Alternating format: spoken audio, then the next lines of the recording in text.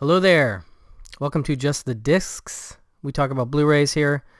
And today I am talking about a label that I love very much and have followed since their inception. I want to say circa 2009-ish, somewhere in there. And that is Warner Archive.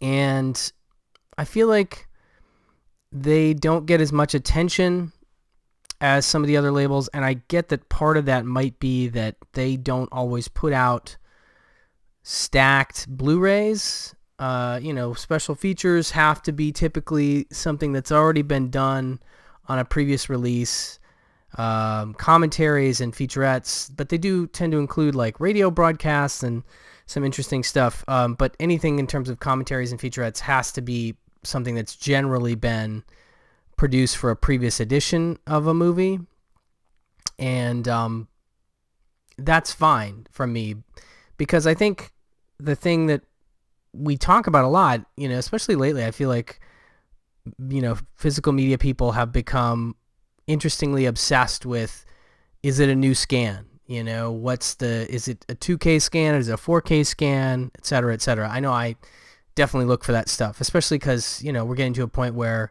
there's definitely new stuff coming out. By that I mean new old stuff, but there's also sometimes re-releases of movies that have already come out, and the big question is it a new scan? Granted, will there be more new features? That's definitely a thing for me, but will the movie look the best it can possibly look, or better than it ever has, kind of thing? And that's one thing that Warner Archive does really well. Like, consistently, they just really take time and care with their restorations and with their transfers, and, go back to the original materials. And I just really think I can't say enough good things about how great their discs look. I've got two to talk about today, and I'll start with one from Fritz Lang. It's from 1952. It is Rancho Notorious. Actually, one of my favorite Westerns, really. When I rewatched it, I was reminded how much I liked it. And this Blu-ray looks fantastic. This is a Technicolor film. It is not widescreen, but that's okay. It looks gorgeous. The colors look just incredible on this new Blu-ray. I was so happy that when it got announced, I was just, over the moon excited about it, because it is among my favorite, like I said, Westerns, my favorite Fritz Lang movies, my favorite Marlene Dietrich performances. And I, sometimes forget that when I actually get it, I'm like, oh yeah, Warner Archive, they do the great transfers. This doesn't have any extra features, unfortunately, but man, this transfer looks really good, So if you're into that, if you're into movies looking great, Technicolor looking really good on your TV or your projector, this is going to be worth your time. But it's also a great movie. Like I said, it stars Marlene Dietrich. It also stars Arthur Kennedy and Mel Ferrer. And Arthur Kennedy is an actor that I had enjoyed in some roles previous to seeing this movie, but this was the one where when I saw it, I was like, oh wow, I love that guy. More of him, please. And ever since then, I sort of had a special place in my heart for Arthur Kennedy. So he plays sort of the main character in this movie. And the movie opens with him kissing his girl. He's like a cowpoke. He's a cattle hand, I think. And they're making plans to get married and, get a ranch. At the very first scene of the movie, you're like, where's this going? This can't be going somewhere good. And it's not. And something bad happens to her, and it has to do with a robbery. And so he vows revenge for that. And he goes after the guys that committed the robbery and the bad thing. And then it becomes this whole sort of, it's almost like a noirish kind of thing, because he's sort of looking for these outlaws, and he's looking for like a year or something.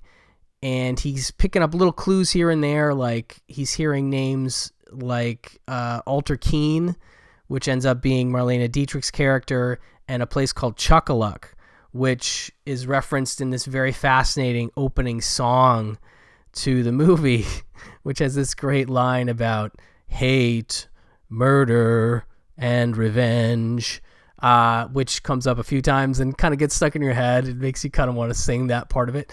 And it becomes a sort of a Greek chorus throughout the movie. This song crops up again like 2 or 3 times in the film, kind of commenting on what's happening, and it's fascinating choice. I kind of like it. So anyway, he's looking for Chuckaluck. He ends up finding it. I won't talk about the specifics of Chuckaluck, but it's kind of an outlaw hideout, and then it becomes sort of going undercover sort of thing, finding a way to ingratiate himself with some outlaws to find his way there, because he starts asking around and nobody really seems to know what it is, except one guy who's an outlaw who's like, hey, don't talk about Chuckaluck. And then he finds his way there, and Marlene Dietrich is in charge of it. She's an ex call girl, now runs this place. Call girl, sort of more like a dance hall girl, singer, etc. And she's got a boyfriend, Frenchie, played by Mel Ferrer, who's very good in this as well. And she, is really tough and sexy, and she sings in this movie, and it's one of my favorite of her performances, along with, Destry Rides Again, which is another great Western she did with Jimmy Stewart. But anyway, so it becomes this like Arthur Kennedy trying to infiltrate the outlaw gang or group, and it just builds in this really cool way. The suspense is interesting, and it's cool. I've been watching a lot of Westerns lately where you have a hero character who's trying to find a criminal that he doesn't know what that person looks like.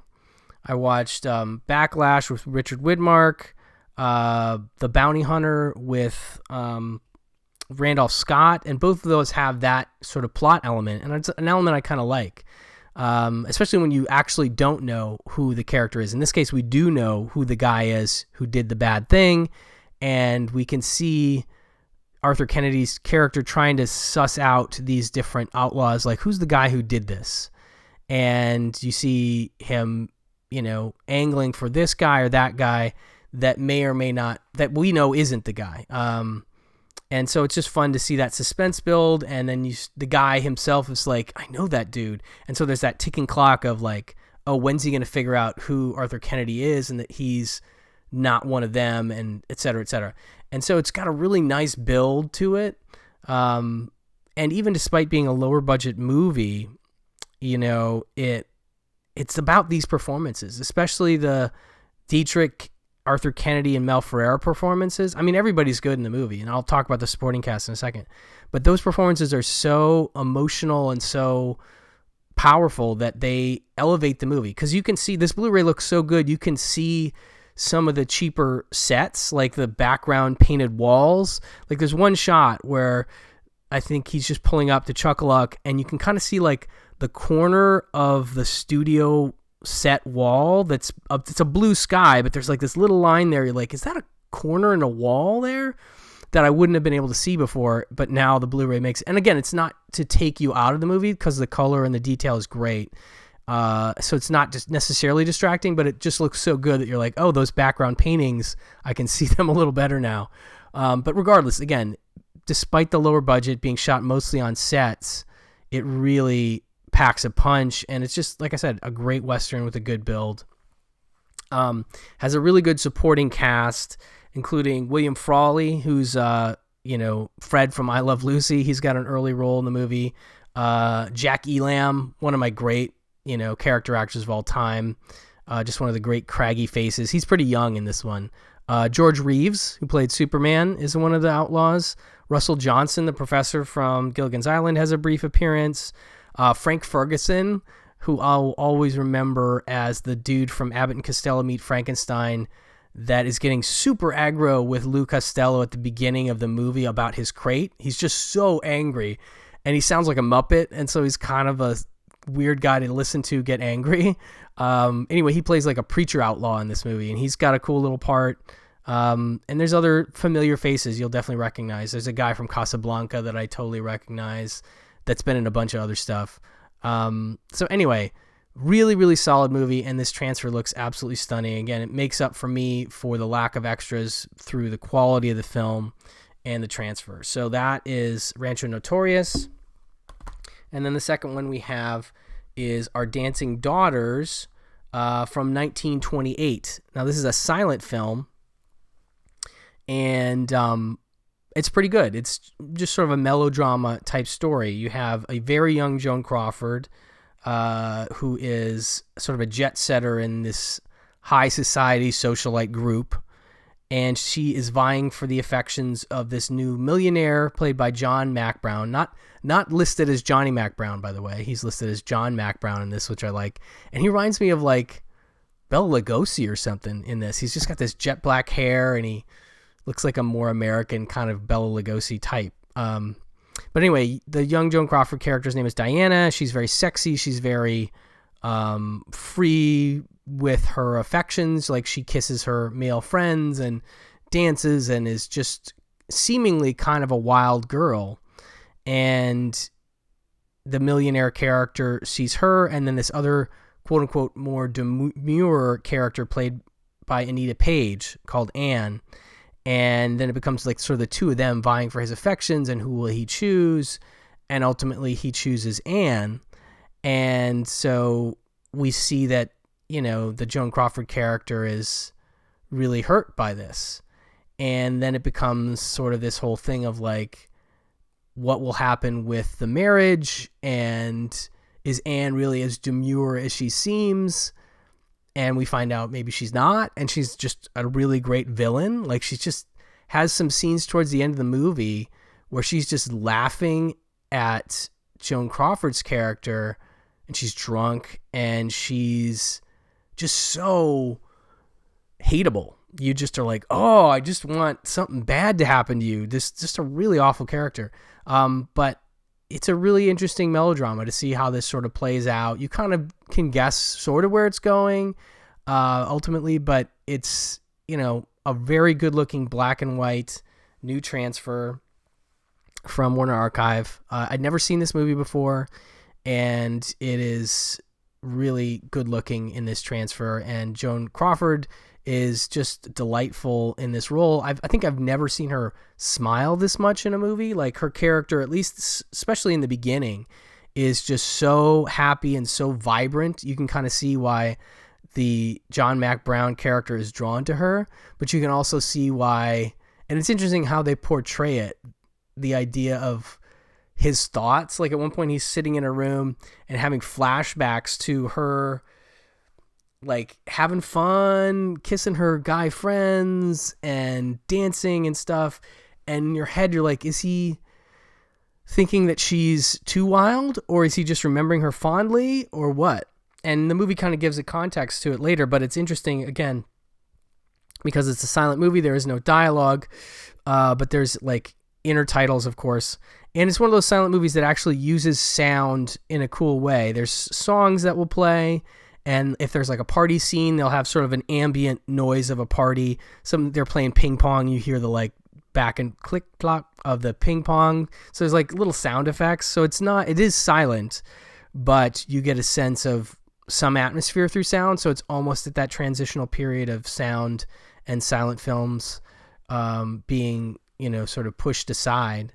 But yeah, really enjoyable performance from Joan Crawford. And again, Anita Page is just pretty epic as this villainous, you know, conniving woman that is a rival to Joan Crawford's character in the film. So definitely one I was curious to see. I haven't been watching a lot of silent film lately, and just really neat to see this early performance from Joan Crawford, who again is really, really good in the movie. And I totally dug, you know, what she was doing. And again, it feels different than a lot of the stuff she would do later. She did some pre-code stuff, and this is definitely pre-code in terms of the drinking and the smoking and some of the behavior that's happening. And it's a pretty sexy movie. It's not crazy pre-code, but you definitely feel the pre-codeness of it, you know, within the situations that are portrayed, the parties and things like that.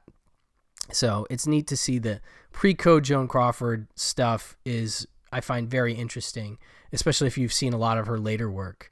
You know, watching this back to back with something like Mommy Dearest or even like Trog would be fascinating, I think. But she's great in it. So anyway, that's Our Dancing Daughters. Again, this one doesn't have any extra features, but the transfer is just lovely, as it was with Rancho Notorious. Definitely my pick of the two is Rancho. This is, again, one of my favorite Westerns. So if you get the chance, if you're looking for a really solid Technicolor Western with some great performances, great tension, Fritz Lang doing a great job, Rancho Notorious is definitely the movie for you. Anyway, thank you so much for watching. Thank you so much for listening, and I will talk to you soon. Bye-bye.